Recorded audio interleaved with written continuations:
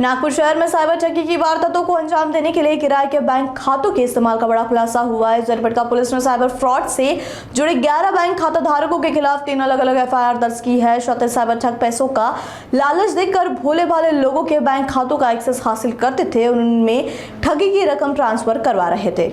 Nagpur police को NCR portal के जरिए शहर के करीब 62 संदिग्ध बैंक खातों की जानकारी मिली थी। जब जरीपटका पुलिस ने इंदिरा गांधी कॉलोनी स्थित बैंक ऑफ महाराष्ट्र शाखा के 11 खातों की गहन जांच की तो देश के अलग अलग राज्यों से करीब 36 लाख के संदिग्ध लेन देन का खुलासा हुआ। पुलिस ने सारिका कवारे, ऐश्वर्या सूर्यवंशी, निरंजन डांसी और शेख सलीम समेत 11 खाता धारकों पर 3 एफआईआर दर्ज की है। ये लोग थोड़े से कमीशन के लालच में साइबर अपराधियों को अपने खाते इस्तेमाल करने देते थे। फिलहाल जरीपटका पुलिस ने मामला दर्ज कर साइबर नेटवर्क के मुख्य सरगनाओं की तलाश कर रही है। आमच्याकडे NCCRP portal, national cyber crime reporting portal, Bharat सरकार गृह मंत्रालय MHA यांच्या पोर्टलवर देशभरातील सायबर आर्थिक फसवणुकीच्या तक्रारी नोंद करण्यात येतात।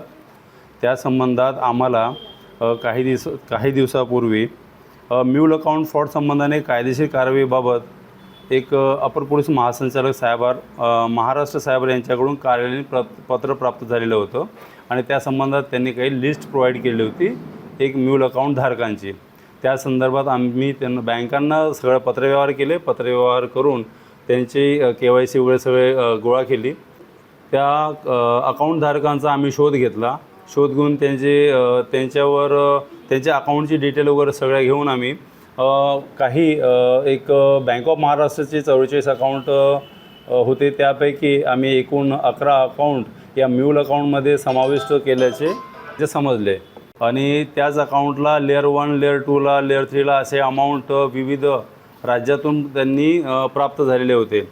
अशा अकाउंटधारकांच्या डिटेल घेतल्या असता त्यांच्या अकाउंटला संबंधित खातेधारकांनी भरपूर राज्यातून पैसे आपल्या अकाउंटला घेऊन सायबर फसवणुकीमध्ये सहभागी असल्याचे निष्पन्न झाले। त्यामुळे आम्ही त्यांना एकूण 11 व्यक्तींना सायबर फसवणुकीमध्ये त्यांचं नाव हे करून 3 गुन्हे दाखल करण्यात आलेले आहे।